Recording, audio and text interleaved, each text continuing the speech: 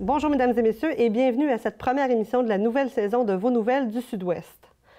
Fort de ses 120 CPE membres et des quelques 25 000 familles qu'il représente, le regroupement des centres de la petite enfance de la Montérégie a entrepris, en janvier 2012, une longue bataille qu'il vient de remporter contre le ministère de la Famille.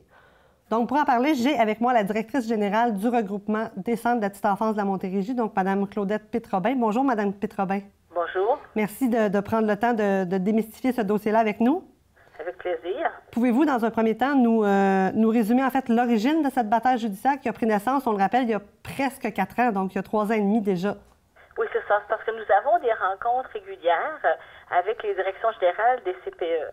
Et on traite de différents dossiers qui les concernent. Et autour de ces rencontres-là, les gens ont pris conscience qu'il y avait vraiment des incohérences et souvent, il y avait aussi des choses, des règles qu'on apprenait lors d'une inspection de la façon dont était interprétée la règle au ministère.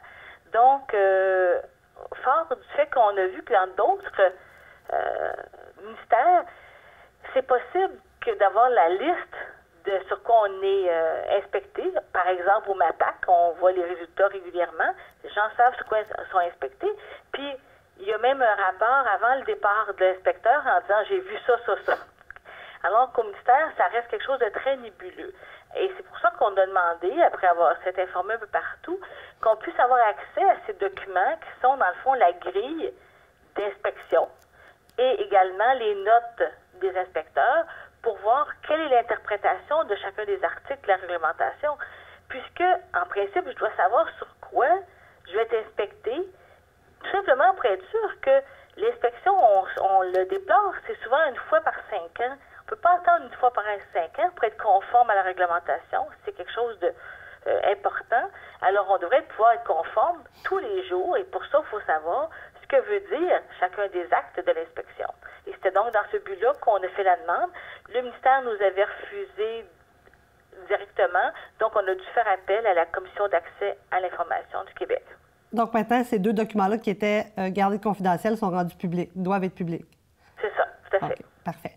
Et je sais qu'il y a plusieurs incohérences qui ont été mises en lumière lors des audiences dans ce dossier-là. Est-ce que vous pouvez notamment nous donner un exemple, par exemple? Bien, par exemple, dans le cas d'un CPE, il y a dans la réglementation qui dit qu'il y a du matériel qui doit être, par exemple, ça peut être autant des ustensiles sur le comptoir, etc. Ça doit être hors de portée des enfants.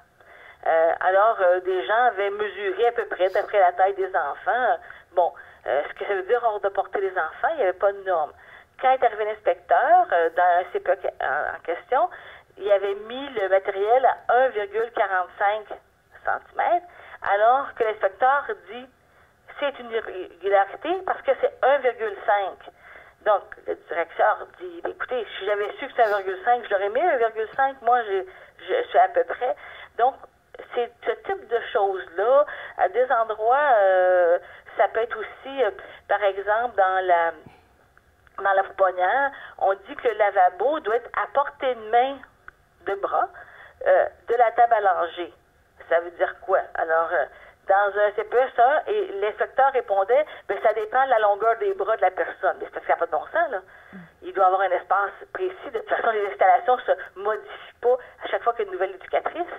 Donc, ça nous paraît des incohérences qu'il faut être capable d'avoir précisément quelle est la norme, de sorte que les services de garde, parce que le jugement ne s'applique pas qu'au CPE, mais à l'ensemble des services de garde, puissent savoir vraiment c'est quoi la norme réelle pour pouvoir se conformer avant même les inspections. L'idée d'une inspection, c'est de vérifier qu'on offre un service de qualité en tout temps, et pas juste la journée que l'inspecteur vient, puis que je fais des corrections dans le mois d'après. Alors, c'était l'objectif pour nous. OK. Et si je comprends bien, vous dites que ça s'applique à tous les services de garde, donc c'est pas juste ceux qui sont membres de votre regroupement, c'est aussi ceux qui sont subventionnés au privé, est-ce que c'est ça? Tout à fait. Selon la Commission d'accès à l'information, même il nous dit que le ministère a l'obligation de mettre sur son site les documents qu'un tiers, que n'importe qui, a eu accès par la voie d'accès à l'information. Donc, le ministère devrait mettre finalement les 2 documents demandés sur son site Internet.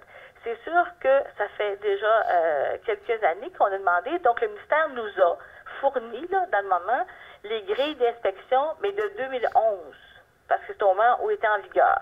Donc là, il faut refaire une nouvelle demande, ce qu'on a fait il y a 2 semaines, pour leur demander d'avoir les grilles actuelles. Okay. C'est un peu ridicule. Et là, on attend la réponse du ministère, s'ils vont nous donner ces grilles, qui sont les grilles actuelles. Sinon, il faudra se réadresser à la Commission d'accès à l'information. Par contre, la Commission nous a déjà indiqué que si c'était le cas, compte tenu qu'il n'y aurait rien de nouveau en faveur du ministère, le ministère serait obligé, son jugement serait très rapide et se tiendrait compte du jugement précédent. Alors, mais c'est des détails, on voit comment c'est difficile la collaboration avec le ministère. Bien, Madame Pétrobin, merci d'avoir été avec nous pour faire le point sur ce dossier-là. On va surveiller ça dans les prochaines semaines. Bien, ça me fait plaisir. Merci. Merci.